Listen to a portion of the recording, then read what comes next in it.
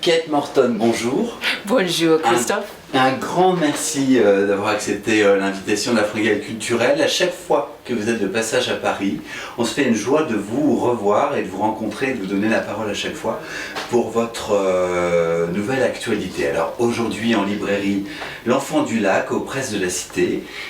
C'est un très beau roman dont on va parler ensemble. Pour commencer, je souhaiterais savoir comment est née cette histoire dans votre esprit.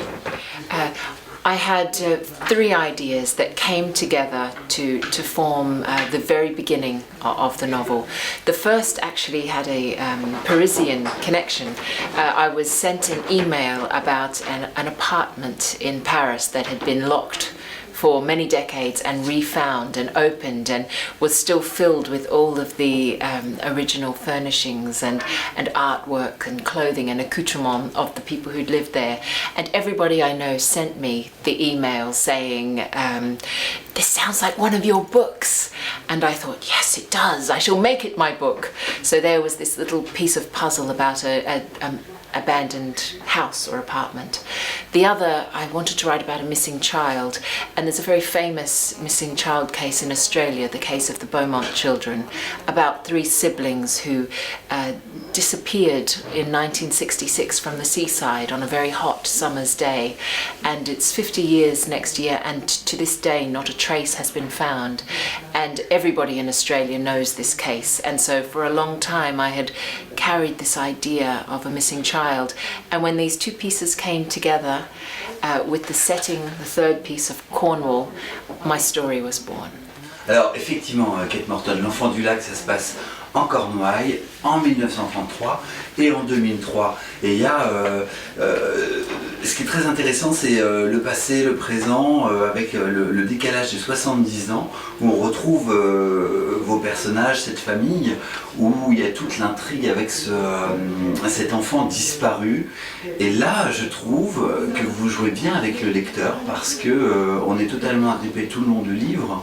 On ne sait pas où vous nous amenez. Ce que je voudrais savoir, c'est dans la création de ce livre, la construction, est-ce que vous connaissiez votre fin?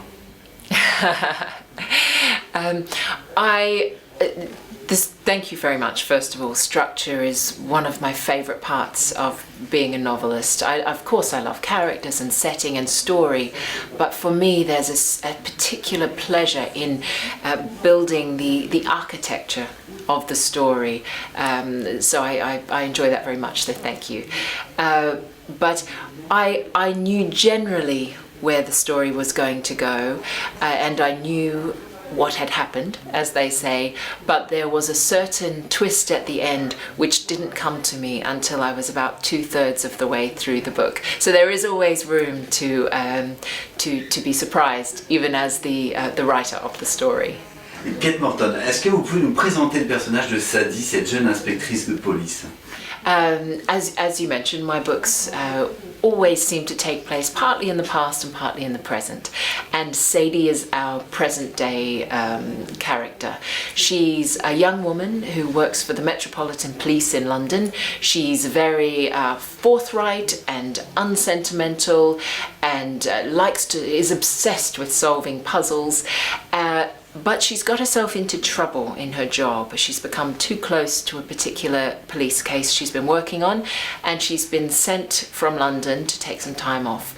And it's there in Cornwall, where she's staying with her grandfather, that she stumbles upon the biggest mystery, the biggest unsolved mystery of her life. Alors elle rouvre le dossier de cette mystérieuse disparition et ça va gêner Alice, la sœur de Théo qui a disparu, qui est un écrivain à succès. Est-ce que ce personnage vous ressemble sur certains points? Certainly it was very fun as a writer to give such an experienced writer as Alice Edevane some of my own very ordinary problems. So when we meet Alice, for instance, and she's trying to compose book 50, she is struggling with a very simple, an apparently simple part of writing, trying to get a character from point A to point B, a transition, and she's finding it very difficult, and I took some pleasure in giving a woman of her experience such an ordinary problem.